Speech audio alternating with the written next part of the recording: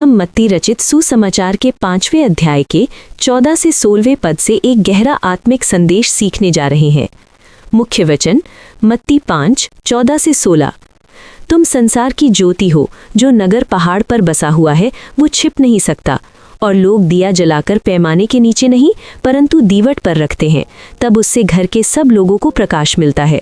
उसी प्रकार तुम्हारा उजियाला मनुष्यों के सामने ऐसा चमके कि वे तुम्हारे भले कामों को देखकर तुम्हारे पिता की जो स्वर्ग में है महिमा करें।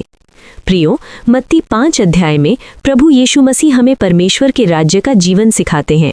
पहले वे धन्य वचन बीएटिट्यूड्स के द्वारा बताते हैं कि परमेश्वर किस प्रकार के लोगों से प्रसन्न होता है, और फिर मत्ती 5:13 से 16 में वे चेलों को उनकी पहचान और उद्देश्य बताते हैं।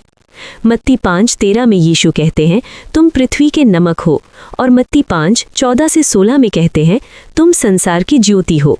ध्यान दीजिए, यीशु ये नहीं कहते कि तुम ज्योति बनने की कोशिश करो, बल्कि स्पष्ट कहते हैं तुम हो। ये हमारी पहचान है और इसके साथ जुड़ी एक बड़ी जिम्मेदारी है।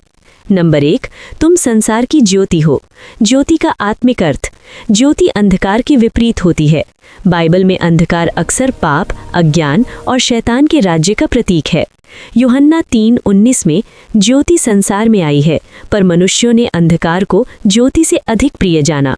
यीशु स्वयं कहते हैं, यूहन्ना 8:12 में लिखा है कि मैं संसार की ज्योति हूँ, जो मेरा अनुसरण करेगा वो अंधकार में न चलेगा। जब हम मसीह में हैं तो मसीह की ज्योति हमारे भीतर है, इसलिए यीशु कहते हैं तुम संसार की ज्योति हो। ज्योति दिखाई देती है।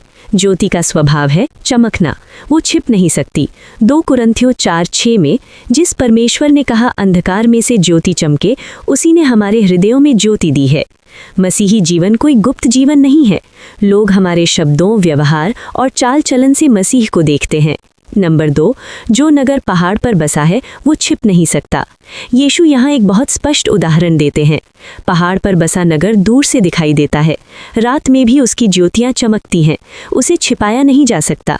इसका अर्थ ये है कि मसीही जीवन दृश्यमान गवाही है। फिलिपियों 2:15 में ताकि तुम टेढ़ी और बिगड़ी हुई पीढ़ी के बीच परमेश्वर की निष्कलंक संतान ठहरो, जिनके बीच तुम संसार में ज्योतियों के समान दिखाई देते हो।